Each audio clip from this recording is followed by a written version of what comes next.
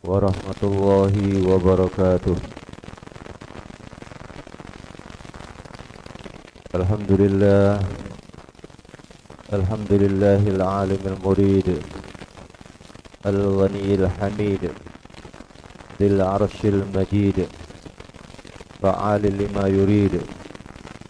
Asyhadu an la ilaha illallah wahdahu la syarika lah, wa asyhadu anna Muhammadan abduhu wa rasuluh. Allahumma fasalli wa sallim wa barik ala Muhammad wa ala ali Muhammad kama sallaita ala Ibrahim wa ali Ibrahim innaka Hamidum Majid. Masyaallah jemaah yang dirahmati Allah, alhamdulillah kita bersyukur pada Allah pada pagi yang cerah ini. Allah hadirkan kita dalam keadaan sehat walafiat, rohani, jasmani. Kita berdoa semoga kehadiran kita dicatat oleh Allah SWT sebagai amal terbaik untuk menuju surganya Allah SWT. Karena kalau kita hadir di majlis seperti ini, maka salah satu manfaat kehadiran kita adalah Allah mudahkan kita untuk masuk surganya Allah Subhanahu wa taala. Jangan dirahmati Allah, salawat dan salam semoga senantiasa tercurahkan kepada baginda Rasulullah Muhammad sallallahu alaihi wasallam.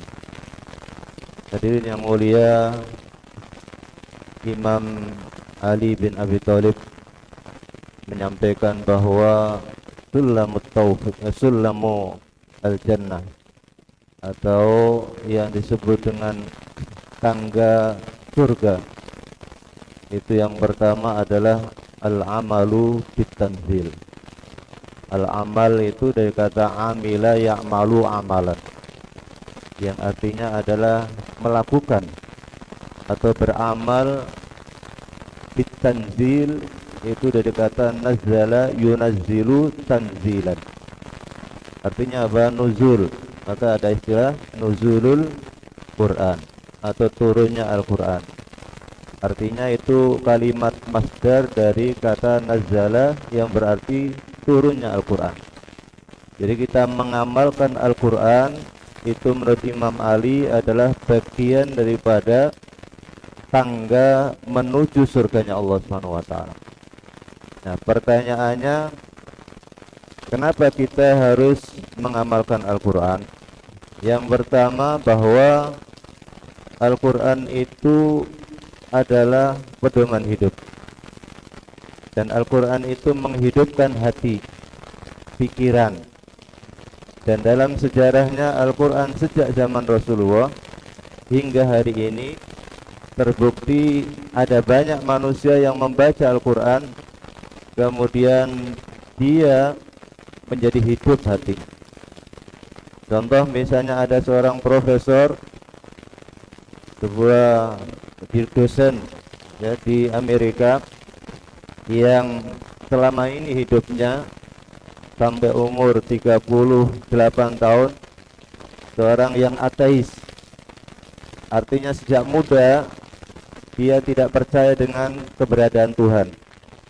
Kenapa? Karena pertanyaannya selama ini kepada orang tuanya, kepada gurunya, tidak pernah memuaskan. Sehingga dengan senangnya membaca, dia membuat hipotesa yang pada akhirnya sebuah keyakinan yang kuat bahwa di dunia ini tidak ada Tuhan. Dan itu sudah pakem, yakin betul 100%. Sampai dia menjadi dosen. Namun suatu saat dia ingin tertarik membaca Al-Quran yang diberikan oleh salah seorang mahasiswanya, mahasiswa muslim dari Arab Saudi. Sebelumnya dia taruh Quran itu di meja kerjanya dan tidak pernah ditoleh. Tapi pada hari itu dia tertarik untuk membacanya. Ketika membaca, yang pertama ternyata yang dibaca surah Al-Fatihah. Dan dari surah Al-Fatihah itu dia mengawali membacanya, dia merasa bahwa Quran itu seperti ya kitab yang selama ini dia baca, seperti Injil dan sebagainya. Tapi kemudian setelah dia membaca selanjutnya ada perasaan yang berbeda. Seperti ada magnet, seperti ada jawaban dari pertanyaan dalam hidupnya. Maka dia semakin tertarik mendalami membaca Al-Quran. Setelah membaca surat kedua Al-Baqarah dari ayat per ayat, setiap pertanyaan dalam dirinya itu selalu ada jawaban dan menjawab apa yang menjadi kegelisahan dalam hatinya. Maka sebelum membaca Al-Quran setiap hari, dia menyiapkan bahan-bahan atau pertanyaan-pertanyaan. Dan selalu ada jawaban yang bisa menjawab pertanyaannya selama ini. Pada akhirnya, dia menghatamkan Al-Quran dan akhirnya mendapat hidayah. Nah, ketika dia mendapat hidayah dan bersyahadat di sebuah tempat yang sebenarnya tempat itu adalah tempat ibadah yang lain, di gedung paling bawah universitas itu, tapi karena kosong seringkali dipakai jamaah anak-anak muda yang muslim. Beliau setelah bersyahadat sholat zuhur di situ di baris kedua atau ketiga. Ketika duduk tahiyat awal, beliau merasakan ada sesuatu yang teringat, bahwa pernah beberapa kali beliau merasa melihat kondisi, merasakan seperti yang beliau rasakan pada saat itu. Ternyata setelah beliau ingat, setelah selesai sholat, beliau pernah bermimpi 3 kali hal yang sama. Yang beliau rasakan adalah pada saat itu sholat dalam keadaan tahiyat, dan di depannya, paling depan ada satu orang memakai jubah putih, dan kemudian ada satu lubang kecil, dan warna karpet yang beliau duduki sama, temboknya juga sama, dan itu beliau ingat sampai 3 kali. Ternyata dari situ meyakinkan bahwa ternyata sebenarnya beliau sudah mendapat isyarat untuk mendapat hidayah 3 kali, tapi beliau tidak menghiraukan itu karena memang selama ini dia tidak percaya dengan Tuhan. Nah, maka seorang profesor ini alhamdulillah hanya bersyahadat dan mendapat hidayah masuk Islam. Jadi ternyata Al-Quran yang beliau baca itu sungguh sangat berbeda dengan bacaan-bacaan yang selama ini beliau baca. Artinya bahwa Al-Quran itu bukan hanya memberikan pahala, sebagaimana Rasul sampaikan, man qara'a harfan min kitabillah falahu hasanah, wal hasanatu bi asri amsaliyah, wala aqulu alif lam mim, ya, walakin alifun harfun walamun harfun wa mimun harfun. Jadi beliau menyampaikan, Rasulullah, siapa yang membaca Al-Quran, siapa yang membaca satu huruf dari Al-Quran, ya, man qara'a harfan min kitabillah falahu hasanah, maka dia akan mendapatkan kebaikan. Wal hasanatu bi asri amsalihah, dan kebaikan itu akan dilipatkan, akan menjadi 10. Wala aqulu alif lam mim harfun, saya tidak mengatakan alif lam mim itu satu huruf, ya, tapi alifun harfun walamun harfun wa mimun harfun, itu ada 3 huruf. Artinya berapa pahala itu? 3 kali 10, berarti 30 pahala. Maka bagi kita barangkali itu sesuatu yang mungkin kita anggap sesuatu yang biasa-biasa, karena mungkin kita sudah biasa membaca Quran. Tapi bagi orang yang mu'alaf, yang masuk Islam, beberapa kali kita melihat seorang wanita, dia mengatakan bahwa sungguh luar biasa Islam ini. Artinya dengan keyakinan, keimanan itu, beliau merasakan bahwa satu huruf dalam Al-Quran itu berpahala.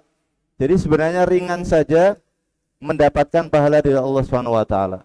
Ketika membaca Al-Fatihah, dan Al-Fatihah itu hampir rata-rata mudah menghafalnya, karena mendengar beberapa kali sudah hafal. Sekian huruf di dalam Al-Fatihah itu sudah berapa pahalanya.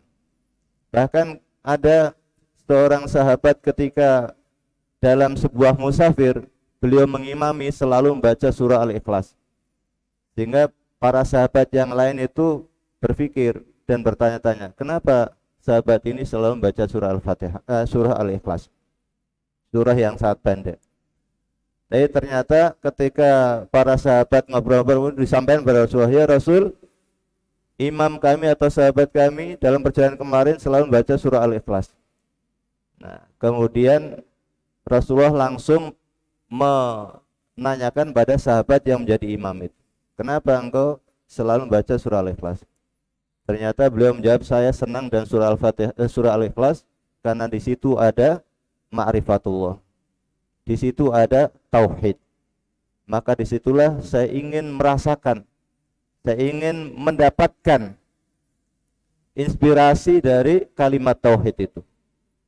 Makanya Rasulullah menyampaikan bahwa itu sesuatu yang terbaik.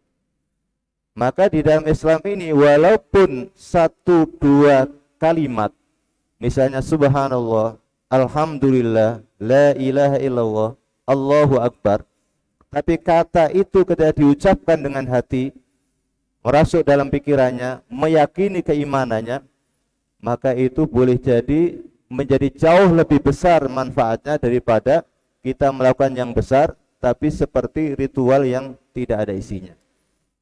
Walaupun sesungguhnya sesuatu yang banyak tentu lebih banyak daripada yang sedikit. Tapi dalam Islam ini tidak ada yang kemudian tidak bernilai. Faman ya'mal mithqala dzarratin khairan yarah wa may ya'mal mithqala dzarratin syarran yarah. Kemudian yang tidak kalah penting para jamaah yang dirahmati Allah, ternyata Al-Qur'an itu ya, selain sahabat terbaik memberikan syafaat, maka Al-Qur'an itu memberikan syafaat. Iqra'ul Qur'an fa innahu ya'ti yaumal qiyamati syafi'an yasabi. Bacalah Al-Qur'an karena Al-Qur'an itu kelak pada hari kiamat akan memberikan syafaat kepada para pelakunya. Maka jangan sampai kita sia-siakan Al-Qur'an ini. Bayangkan kalau hari ini masih ada tongkatnya Nabi Musa. Kira-kira masih ada enggak tongkatnya Nabi Musa? Hah? Ada yang tahu Bapak? Tongkatnya Nabi Musa masih ada enggak? Nah, tidak pernah ada yang membahas atau menemukan tongkatnya Nabi Musa. Bayangkan kalau tongkatnya Nabi Musa itu masih ada dan adanya di sini di Masjid Al-Ikhlas. Wah, anak-anak senang ini. Nah, tiap hari pinjam tongkatnya Nabi Musa. Cari sungai di sana, tinggal mukul keluar ikannya. Nah, ternyata mukjizat itu sudah tidak ada. Mukjizat nabi-nabi dahulu juga tidak ada. Kitab-kitab dahulu sudah dinasakh, sudah tidak digunakan lagi karena disempurnakan oleh Al-Qur'an. Bahkan Al-Fatihah itu adalah surat yang tidak ada di kitab-kitab sebelumnya. Sehingga Al-Qur'an itu adalah ummul kitab atau ummul Qur'an. Jadi induknya Al-Qur'an itu Al-Fatihah. Maka layak kalau Al-Fatihah itu salah satu rukun dibaca di dalam salat. Karena itulah Al-Fatihah di situ ada permohonan hidayah, karena hidayah itu adalah sesuatu yang mahal. Nah, kembali kepada Iqra'ul Qur'an fa innahu ya'ti yaumal qiyamati syafi'an nasabi. Bacalah Al-Qur'an, tadabburi Al-Qur'an, walaupun satu ayat, maka itu akan memberikan syafaat kepada pelakunya. Tentu sekali lagi kita meyakini bahwa Al-Qur'an itu adalah pedoman hidup. Makanya ketika Aisyah radhiyallahu anha, salah satu istri Rasulullah, ditanya bagaimana akhlak Rasulullah, jawaban Aisyah apa? Kana khuluquhul Qur'an. Akhlaknya Rasulullah itu adalah Al-Qur'an. Maka dalam Islam ini semuanya jelas, akidahnya jelas, tauhid. Jadi sederhana, la ilaha illallah. Rasulnya jelas, Muhammad Rasulullah. Kitabnya jelas, ya, Al-Qur'an. Makanya Al-Qur'an ini bukan hanya hidup di zaman Rasulullah, tapi akan menjadikan hidup di zaman siapapun selama orang itu mau meyakini dan menggunakan Al-Qur'an itu.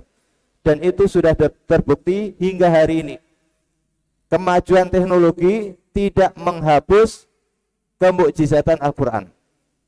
Coba kalau kita baca orang-orang yang merasakan nikmatnya Al-Qur'an, membaca 1-2 ayat, kemudian ditadaburi, apalagi waktunya waktu yang mustajab, sebelum subuh, setelah qiyamul lail, membaca 1-2 ayat, dibaca saja, kemudian difahami, dibaca terjemahnya. Kalau tidak atau belum paham terjemahnya, maka kemudian bisa juga dibaca tafsirnya. Sekarang banyak itu dengan menggunakan bahasa Indonesia.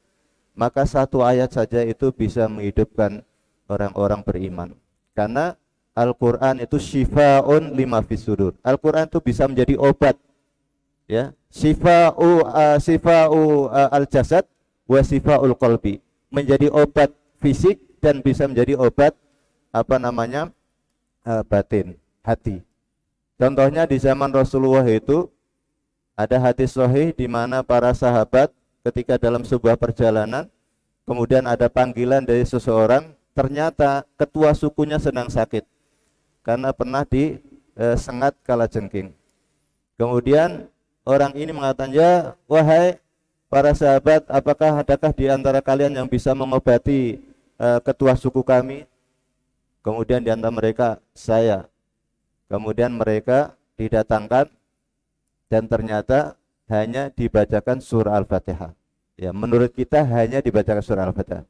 Tapi yang membaca karena seorang sahabat yang jauh di dalam lubuk hatinya, keimanannya, keyakinannya, kebiasaannya, maka dengan surah Al-Fatihah itu bisa menjadi asbab Allah menyembuhkan ketua suku tadi. Maka betapa bahagianya suku atau karena kepala sukunya itu sehat dan memberikan hadiah beberapa kambing. Dan itu disampaikan pada Rasulullah. Kemudian ditanya apa yang yang dibacakan atau bisa mengobati ketua suku tadi. Ternyata dibacakan surah Al-Fatihah. Artinya bahwa pelajarannya, ketika orang sakit itu bisa saja juga kita membacakan dengan ikhtiar surah Al-Fatihah dan bisa juga diberi minum dengan surah Al-Fatihah. Para jamaah dirahmati Allah SWT, yang berikutnya bahwa ketika kita membaca Al-Quran, maka Al-Quran itu bisa menjadi akhlak. Di dalam surah Al-Qalam itu menjadi isyarat bahwa Rasulullah itu akhlaknya adalah Al-Quran. Nun wal qalami wa ma yasturun ma anta bi ni'mati rabbika bimajnun wa innaka la ajran ghairu mamnun wa innaka la ala khuluqin azim dan sesungguhnya engkau berada di atas akhlak yang mulia. Jadi Rasulullah itu akhlaknya bukan hanya kawan tapi lawan mengakui. Kita mengenal ada satu buku 100 tokoh menempatkan Rasulullah di urutan pertama. Dan banyak para tokoh dunia yang mengakui Rasulullah SAW karena akhlaknya. Karena itulah kemudian keberhasilan Rasulullah disinyalir bahwa lebih banyak akhlaknya itulah yang menjadikan dakwah Rasulullah itu sukses. Bayangkan Rasulullah dakwah pertama, pengikut pertama itu hanya 1, 2, 3, 4. Istrinya Khadijah radhiyallahu anha, kemudian Ali bin Abi Thalib sepupunya, ya, kemudian Abu Bakar As-Siddiq sahabatnya sebelum masuk Islam, sebelum Rasulullah mendapat wahyu sampai Rasulullah meninggal, jadi sahabat yang luar biasa. Kemudian Zaid bin Harithah, anak atau remaja yang hidup di rumah Rasulullah sejak lama, dan 4 orang pertama ini yang mengikuti Rasulullah, yang meyakini Rasulullah sebagai Rasul. Tapi tidak lama kemudian, sekian tahun, sampai sahabat Umar, sampai Utsman, sampai Ali, Islam sudah menyebar bahkan sampai mungkin 1/4 dunia. Apalagi hari ini hampir 2 miliar orang mengikuti Islam ini. Itu karena apa? Karena jelas imannya, syahadat. Syahadat itu ada dua syahadat. Artinya syahadatul ilah wa syahadatul risalah. Syahadatul ilah itu mengandung 2 an-nafyu wal itsbat, 2 rukun. Jadi syahadatul ilah itu ada 2 rukun. Yang pertama an-nafyu, yang kedua al-itsbat. Apa itu an-nafyu wal itsbat? An-nafyu itu menafikan, Al-itsbat itu menetapkan. La ilaha itu menafikan seluruh yang dipertuhankan. Bukan hanya patung, bukan hanya yang disembah zaman dulu. Bahkan Umar bin Khattab radhiyallahu anhu dalam riwayatnya itu seringkali beliau menangis sampai ada tanda ya, banyak menangis di pipinya. Kadang-kadang beliau tersenyum karena satu saat beliau membuat patung dari roti dan disembah, ketika lapar setelah menyembah itu dimakan patungnya itu. Dalam riwayat juga beliau pernah kemudian mengubur hidup-hidup putrinya. Artinya semasa jahiliyah keadaan manusia itu luar biasa. Tapi kemudian ketika mendapat hidayah cahaya Islam, maka perubahannya 180 derajat. Dan itu bukan hanya pada saat itu, sampai hari ini. Salman Al-Farisi, beliau pernah mengungkapkan, Abil Islam la abi ba'dahu. Ayah saya itu Islam, tidak ada ayah saya berikutnya. Begitu bangganya beliau mendapatkan hidayah Islam. Kenapa? Dalam perjalanan hidupnya sejak remaja, sejak kecil seperti ini, beliau tidak pernah boleh keluar oleh orang tuanya. Karena diperintahkan untuk menjaga Tuhannya. Bayangkan anak kecil yang tidak tahu apa-apa ini, sampai remaja, sampai dewasa, diperintahkan orang tuanya untuk menjaga Tuhannya. Karena penyembah api, jangan sampai Tuhannya api ini kemudian mati. Ketika orang tuanya keluar, maka anaknya ini menjaga Salman ini sampai jangan sampai Tuhannya itu mati. Tapi suatu ketika beliau mendapat kesempatan oleh orang tuanya, diizinkan keluar, dan dari situlah kemudian beliau mendapatkan hidayah, menjadi pintu hidayah dalam perjalanan yang panjang sampai beliau ke Madinah. Bahkan beliau kemudian sebelumnya menjadi budak, diperjualbelikan, budaknya orang Yahudi, tapi kemudian sampai ke Madinah dan mendapatkan hidayah ketika Rasulullah hijrah ke Madinah, dan beliau meyakinkan bahwa ini adalah sosok Rasul karena mendapat informasi dari pendeta terakhir atau rahib terakhir bahwa akan lahir, akan datang seorang Rasul di daerah yang seperti Mekah tadi. Jamaah yang dirahmati Allah Subhanahu wa taala. Itu yang pertama. Yang kedua, as-sulamu tangga menuju surga itu adalah ar-ridha bil qalil. Ridha terhadap yang Allah beri. Jadi begini jamaah, ada, kalau tidak salah Imam Malik mengatakan bahwa Allah membagi amal itu seperti Allah membagi rizki. Ya. Jadi rizki kita ini kita tidak tahu, dan masing-masing sudah mendapat jatahnya sampai kita meninggal. Maka menurut Imam Malik bin Anas ini, bahwa orang itu atau setiap muslim, setiap mukmin punya sesuatu yang berbeda dengan yang lain. Allah beri kelebihan. Mungkin ada si fulan itu diberi kemudahan dan senang dengan silaturahim. Ada seseorang yang dimudahkan dan senang dan ringan untuk berpuasa. Senin Kamis bahkan puasanya puasa Daud, sehari puasa sehari. Ada bahkan, saya barusan kemarin mendengar, ada orang yang kalau tidak puasa dia sakit. Tiap hari puasa, sebenarnya itu tidak boleh, ada yang mengatakan. Tapi karena kalau tidak puasa beliau ini sakit, maka setiap hari puasa dan beliau sehat-sehat saja. Ya.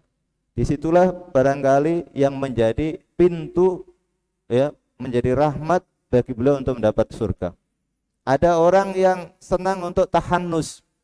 Di dalam surah Al-Muzammil itu, di situ ada, ya ayyuhal muzammil qumil laila illa qalila nisfahu aw inqus minhu qalila aw zid 'alaihi wa rattilil qur'ana tartila inna sanulqi 'alaika qawlan tsaqila inna nasyiatal laili hiya ashaddu wat'awwaqum qila inna laka fin nahari sabhan tawila wadhkurisma rabbika wa tabattal ilaihi tabtila. Wadhkurisma rabbika wa tabattal ilaihi tabtila. Di situ ada dua istilahnya, kalau ada orang meyakini misalnya cincin cincin yang ada kepalanya itu. akik. Nah, naudzubillah, kadang-kadang kan ada orang meyakini akik itu membawa ya rezeki, atau akik itu dianggap memberi kekuatan atau bisa menjauhkan diri dari musibah dan sebagainya. Maka itu suatu yang bahaya, bisa membawa kesyirikan. Karena sesungguhnya itu tidak memberikan manfaat dan manfaat. Ya. Tapi kemudian bahwa ada orang-orang yang tadi kita sampaikan, orang yang kembali ke apa tadi ya, bahwa syahadat itu tadi an-nafyu wal itsbat, ya, an-nafyu wal itsbat, menafikan seluruh yang dipertuhankan. Boleh jadi ada orang-orang yang secara tidak sadar sepertinya dia mempertuhankan akik tadi, atau mempertuhankan sesuatu yang sebenarnya itu tidak boleh dipertuhankan. Di zaman Nabi Ibrahim misalnya, kemarin kita baru saja Idul Adha, Nabi Ibrahim itu dalam riwayatnya yang digambarkan oleh Allah SWT, beliau menegaskan ketauhidan kepada umatnya, kepada beliau, pada keluarganya. Ketika itu kemudian diceritakan beliau melihat bintang, ternyata bintang itu kemudian tenggelam. Walaupun seindah apapun bintang itu, maka tidak layak sebagai Tuhan. La ilaha. Ketika melihat bulan yang lebih indah, lebih besar, juga la ilaha, tidak layak sebagai Tuhan. Kemudian ketika pagi hari muncul matahari, itu juga la ilaha. Siapa illallah, maka illallah berikutnya mengisbatkan hanya Allah satu-satunya, wahdahu la syarikalah. Maka ini bukan hanya sekedar ritual, harus sebuah keyakinan, dan itu dilibatkan dalam kehidupan sehari-hari. Jangan sampai kemudian ada naudzubillah ritual-ritual yang itu bisa mengandung kesyirikan. Larung samudra misalnya, keyakinan bahwa kalau kita memberikan menyebar buah-buahan, ayam dan sebagainya ke laut, maka itu akan menghadirkan rezeki atau hasil daripada laut, ikan laut itu semakin besar. Kalau dulu juga ada keyakinan Dewi Sri misalnya, kalau di sawah, di kebun, kemudian saya waktu kecil itu sering mendapatkan seperti takir daun, ya, yang dibuat takir isinya telur satu rupiah, kemudian ada beberapa beras itu, dan ada beberapa yang lain. Tapi alhamdulillah sekarang nyaris tidak ada. Bahkan di beberapa tempat, di pojok-pojok jalan atau di bawah pohon, tapi hampir sekarang alhamdulillah sudah tidak ada. Maka ini la ilaha illallah. Kemudian syahadatul risalah itu Muhammad Rasulullah. Sebagaimana ada yang menuhankan Nabi Isa alaihissalam, dan ada yang memusuhi bahkan mau membunuh Nabi Isa, tapi Islam ini ya mengambil jalan tengah, wasatiyah. Rasulullah atau Nabi Isa itu adalah sebagai seorang nabi yang dimuliakan, tapi tidak sampai dipertuhankan. Sebagaimana Rasulullah itu juga manusia biasa, butuh istirahat, butuh berkeluarga dan seterusnya, butuh makan minum, tapi beliau memiliki kemuliaan yang jauh daripada manusia pada umumnya. Jadi sulamut taufik yang kedua tadi adalah ar-ridha bil qalil, ridha terhadap ketetapan Allah dalam hal rezeki. Kemudian al-amalu bit tanzil wa ridha bil qalil, yang tidak kalah penting adalah al-istidad liyaumir rahil, mempersiapkan diri dengan yang namanya ajal. Bapak Ibu, siapa yang tidak mati? Ada enggak hidupnya yang tidak pernah akan mati? Tidak ada dalam sejarahnya. Manusia apapun, Fir'aun mati pada akhirnya. Korun punya harta yang tidak terhitung itu mati juga. Jadi dalam perjalanan hidup ini semuanya mati. Idza jaa ajaluhum la yastakhiruna sa'atan wa la yastaqdimun. Kullu nafsin dha'iqatul maut. Artinya kita sadar, kita yakin, semua yakin bahwa ada ajal, ada kematian. Maka pertanyaannya adalah al-istidad yang berakhir. Berapa banyak yang kita simpan, kita bekalkan untuk kematian itu. Kita mau berangkat haji, mau umroh, mau pergi, semuanya ada bekalnya. Perjalanan panjang menuju akhirat, bekalnya jauh lebih besar. Maka dibutuhkan effort, usaha yang lebih besar. Bukan hanya fisik, tapi juga harta, tapi juga pikiran, dan semua yang kita miliki itu milik Allah, dan kita kerahkan untuk mendapatkan rahmat dan surganya Allah itu. Itulah orang yang cerdas. Apa namanya? Al-qayyisu man dana nafsahu wa amila lima ba'dal maut. Orang cerdas itu kata Rasulullah, al-qayyisu man dana nafsahu, siapa yang bisa mengalahkan hawa nafsunya, wa amila lima ba'dal maut, dan dia mempersiapkan diri dengan adanya kematian tadi.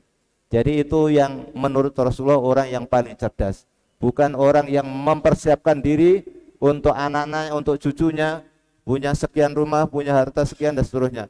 Itu justru akan mengubur dirinya dalam-dalam. Wal iyadu billah. Jamaah yang dirahmati Allah, kita butuh semuanya, tapi dalam rangka untuk beribadah kepada Allah Subhanahu wa taala. Jadi ar-ridha bil qalil wal amal bit tanzil wal istidad liyam birrahil. Jamaah yang dirahmati Allah, ini beberapa tangga agar supaya kita mendapatkan rahmat dan surganya Allah. Kata kuncinya bahwa Al-Quran harus menjadi pedoman hidup kita. 1-2 ayat yang kita baca pasti akan menjadi sahabat kita kelak di akhirat. Dan sahabat terbaik itu adalah Al-Quran. Dan sahabat terbaik juga ada orang-orang yang seperti kita ini. Allah SWT menyampaikan betapa nanti di akhirat ada orang yang menyesal. Kenapa dulu berteman, bersahabat dengan orang yang menyesatkan dirinya dari jalan Allah. Ya wailata laitani lam attakhid fulanan khalila. Ya wailata laitani lam attakhid fulanan khalila. Laqad adallani anidz dzikri ba'da idja'ani. Jadi celaka. Kenapa dulu saya menjadikan fulan ini menjadi teman saya? Ternyata fulan inilah yang menyesatkan saya dari jalan kebenaran. Al-Quran sudah datang, Rasulullah sudah menyampaikan risalah, sudah memberikan berita gembira, memberikan peringatan, tapi kemudian karena teman yang salah menyesatkan, naudzubillah, nanti sahabat itu menjadi musuh di akhirat dan akan menjadikan dia sengsara dan celaka dan penyesalan yang panjang. Wal iyadu billah.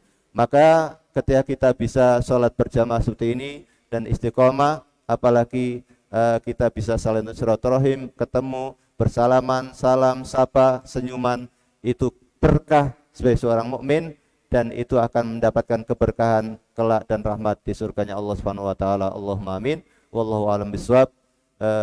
Kurang lebihnya dimohon dimaafkan karena ini saya menjadi batal saja karena beliau Ustaz siapa? Ustaz Jawa yang isi. Ya, Ustaz Bang Samudra, semoga dimudahkan urusannya, disehatkan jasmani dan rohaninya. Mohon maaf. Aku qouli hadza, astaghfirullah li wa lakum. Assalamualaikum warahmatullahi wabarakatuh.